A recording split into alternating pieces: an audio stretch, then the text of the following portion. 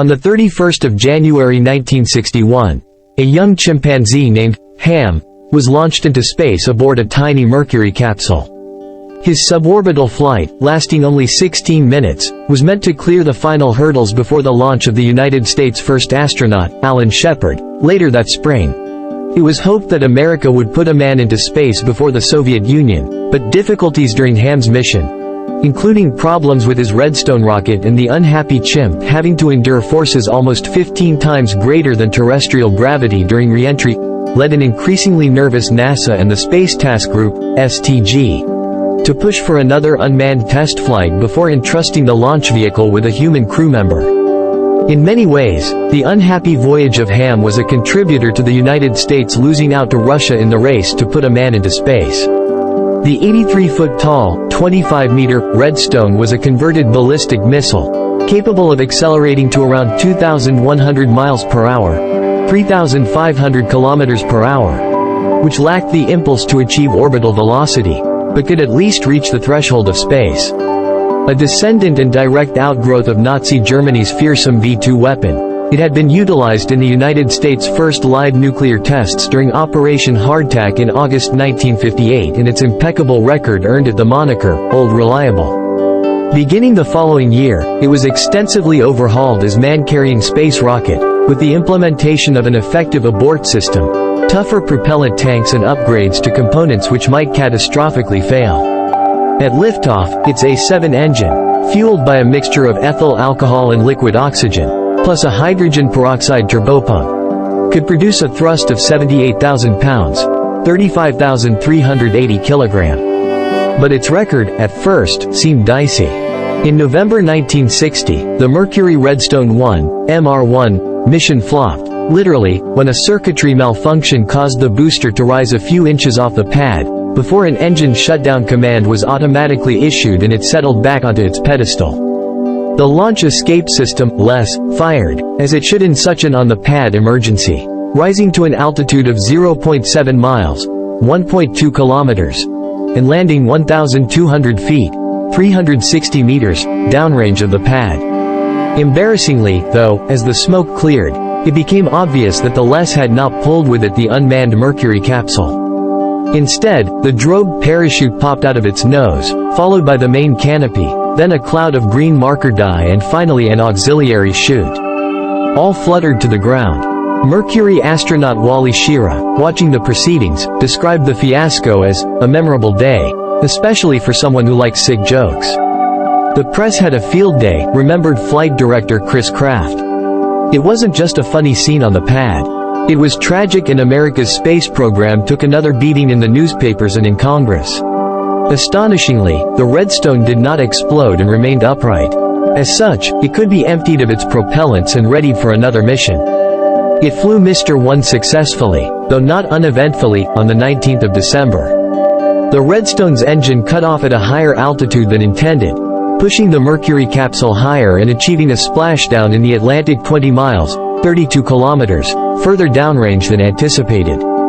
The issue was related to an electrical wiring configuration issue, which was promptly resolved in readiness for Mr. 2, which would see 3-year-old Ham ride the Redstone to the edge of space in January 1961. And if Ham's flight went without incident, it was hoped, Shepard might fly America's first space mission as soon as March.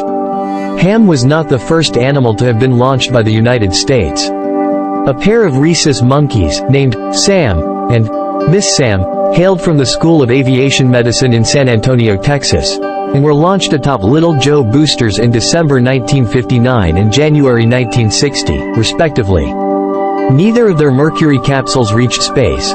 Sam attained 54 miles, 88 kilometers. Miss Sam about 9.3 miles, 15 kilometers. But the pair demonstrated that living creatures could survive a launch and return alive. Ham's name drew from the acronym for the Holloman Aerospace Medical Center, based at Holloman Air Force Base in New Mexico, which took responsibility for preparing the chimp for his mission. And the decision to fly chimps was taken in view of their close approximation to human behavior. A colony of 6 chimps, 4 females and 2 males, together with 20 medical specialists and handlers from Holloman, arrived at Cape Canaveral's Hangar S in early 1961. The chimps were split into two groups to prevent the spread of any contagion and were led through training exercises with the help of Mercury capsule mock-ups in their compounds. By the end of January, they had grown somewhat bored, but nevertheless were all experts at pulling levels and pushing buttons in the right order, receiving either banana pellets or mild electric shocks for doing the right, or wrong, thing. The day before launch, James Henry of the Space Task Group, STG, and Holloman veterinarian John Mosley examined the 6 chimps and settled on a particularly frisky and good-humored male as the prime candidate, with a female as his backup. Both were put on low-residue diets, instrumented with biosensors and, early on the 31st, outfitted in spacesuits, placed in contoured couches and taken to the launch pad. With 90 minutes to go, Ham, described as still active and spirited, was inserted inside the Mr. 2 capsule. His home for the 16-minute mission boasted a number of significant innovations, including an environmental control system, live retro rockets, a voice communications device and the accordion-like pneumatic landing bag. The latter was attached to the heat shield and shortly before splashdown, the pair would drop 4 feet, 1.2 meters, filling with air to help cushion MR2's impact. In the water, the landing bag and heat shield were intended to serve as an anchor, keeping the spacecraft upright.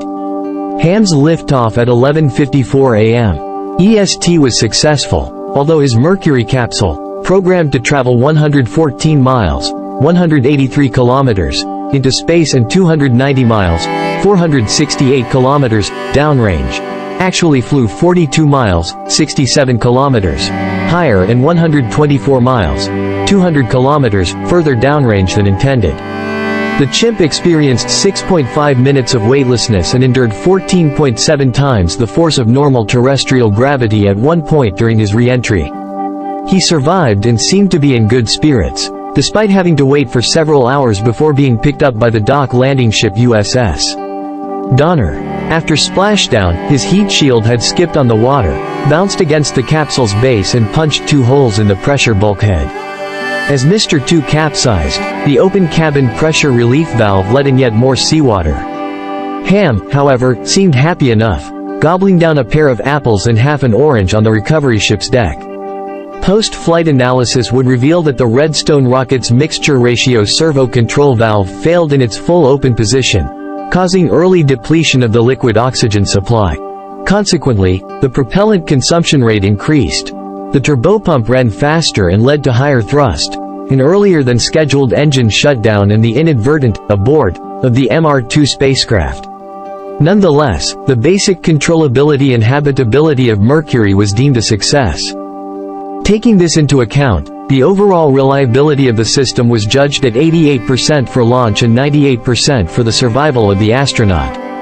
These assurances were confirmed by one final test prior to Shepard's mission, the Mercury Redstone booster development, Mr. BD, flight, launched on the 24th of March. As a result, Shepard's flight was delayed to May and, as history went on to show, the United States lost out to the Soviet Union in achieving the first human space mission. A furious Shepard summed up the general thinking in these high-stakes weeks of competition between the two superpowers. "We had him by the short hairs," he growled, "and we gave it away." Writer of this content is Ben Evans. For more videos, subscribe this channel.